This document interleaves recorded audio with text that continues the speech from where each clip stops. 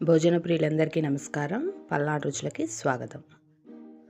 టిఫిన్స్లోకైనా అన్నంలోకైనా అదిరిపోయే రాయలసీమ స్పెషల్ ఎర్రగడ్డ పచ్చడి రెడీ చేసుకుందాము.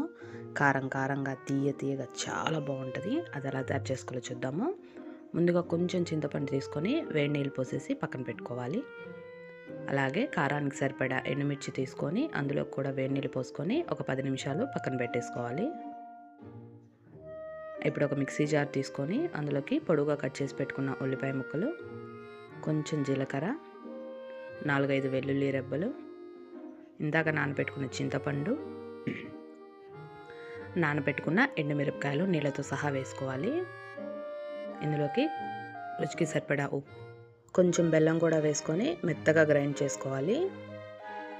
ఇలా గ్రైండ్ చేసుకున్న పచ్చడికి ఇప్పుడు తాలింపు పెట్టుకుందాము. స్టవ్ ఆన్ చేసి ప్యాన్ పెట్టుకొని 4-5 స్పూన్ల నూనె వేడి చేసుకోవాలి. నూనె వేడైన తర్వాత కొంచెం పచ్చిపప్పు, కొంచెం మినపప్పు, ఆవాలు, కొంచెం జీలకర్ర,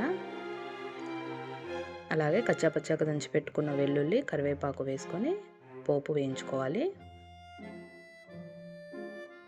ఇప్పుడు మనం గ్రైండ్ చేసి పెట్టుకున్న పచ్చడిని వేసుకుందాము. మంట సిమ్లో పెట్టేసుకొని కలుపుకుంటూ ఒక 10 నిమిషాలు పచ్చడి దగ్గర పడేంత వరకు ఉడికించుకోవాలి. కలపడం ఆపేస్తే కింద అడుగు పట్టేస్తుంది. అందుకని చిన్న మంట మీద పెట్టుకొని కలుపుకుంటూ ఉడికించుకోవాలి. సుమారు ఒక 10 నిమిషాలకి మనకి పచ్చడి అనేది నూనె అంతా పైకి తేలి కలర్ మారిపోతూ ఉంటుంది. ఈ స్టేజ్లో మనము స్టవ్ ఆఫ్ చేసేసుకుందాము. ఈ పచ్చడి మనకి వారం రోజుల వరకు నిల్వ ఉంటుందండి. ఎంతో టేస్టీగా ఉండే ఈజీగా రెడీ అయిపోయే ఎర్రగడ్డ పచ్చడి రెడీ అయిపోయింది. మీరందరు తప్పకుండా ట్రై చేసి ఎలా వచ్చిందో కామెంట్లో చెప్పండి. ఎప్పుడైనా మనకి నోరు బాగోపోయినా సరే వేడన్నంలో కలుపుకొని తినండి, చాలా బాగుంటుంది. Thanks for watching. Please like and subscribe.